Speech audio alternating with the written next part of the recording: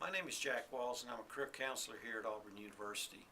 I've been here around 12 years. I came back and started working on a PhD to specialize in college students and their transitions, both from high school and home to from college to the world of work.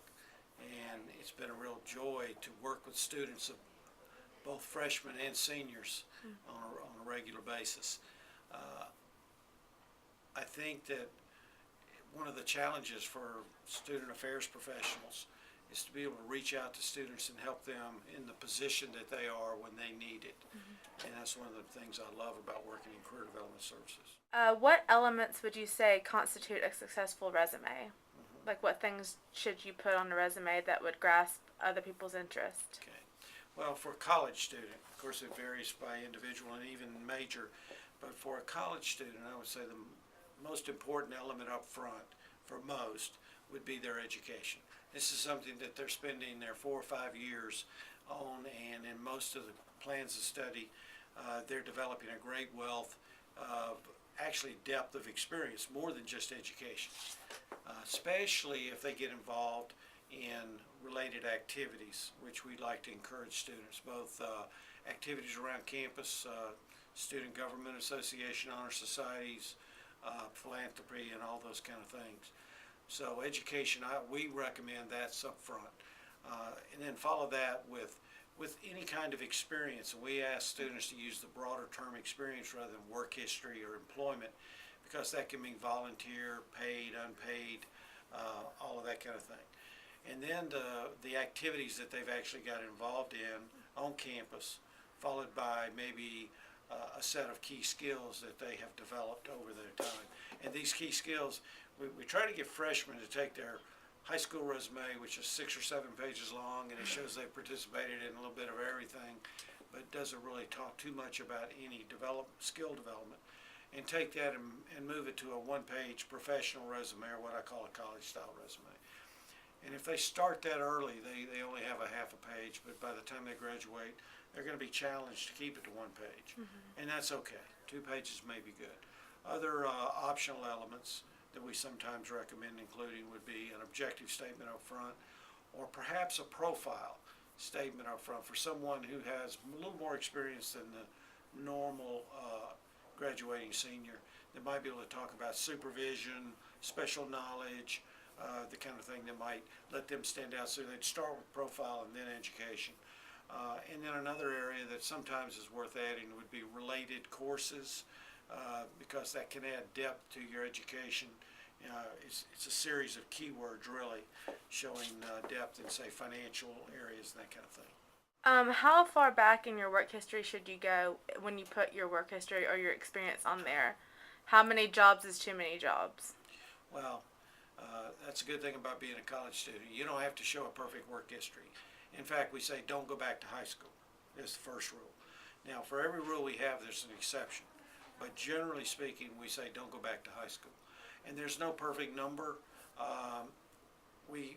And you don't even have to, as a college student, you don't even have to show continuous work, because most employers know that you've been spending the bulk of your time acquiring your education.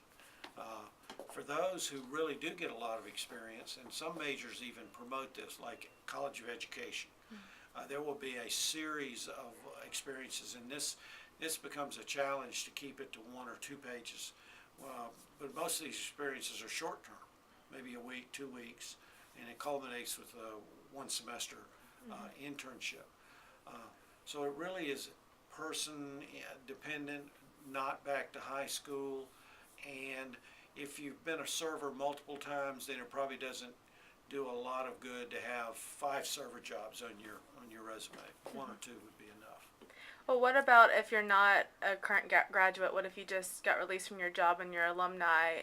How long is too long for a resume as far as work history and things like that? Well, we work with alumni all the time, and even people who, I'm working with a man right now in his 60s.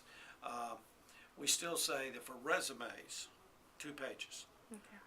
The reason for that is the definition of a resume is it's a snapshot of your talent, skills, and abilities to show why you are ready for whatever you're seeking.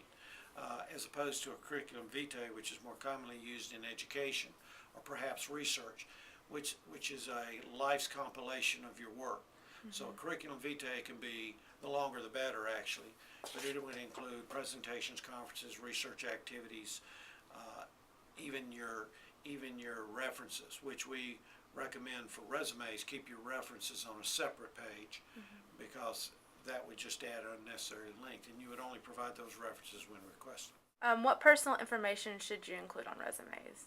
Okay, and this is interesting. For the United States, you would include your name and your basic contact information. You want to make it easy for an employer to contact you when they want to set up an interview or maybe even do a telephone interview. So you would have your name, you would have your current address, and perhaps for students a permanent address. But there's a time when that may just change to one address. And then you want to have a telephone number and an email in today's world. We have been working, in fact, our main marketing person, Katie Mantooth, one of my colleagues, another counselor, and she has a team of student marketers that work with her to help her develop programs. I would say this day and age, our website, World Wide Web, auburn.edu/career, and if you go there, you'll find that we have a blog, a Facebook, a Twitter, and other connected ways to follow what's going on. They're really great, but we have just spending 30 minutes on our website, activating a TRL account, checking in, and now I've talked all this technical stuff. I think the best thing to do is come by and meet with a counselor. And if you're in a student club or an organization, we do presentations all over campus. And it's very easy just to invite us. We go evenings, we go weekends, whenever. When your club's meeting, we would like to come. We can talk about our services. And they're basically everything we've talked about today. Okay, and this is also available for alumni, just not just for Right. students. That's one of the things I'm proudest of is Auburn University serves its prospective students, alumni, or students, alumni, and then faculty and staff as well. So if you're connected to Auburn, you can come to Career Development Services and be helped.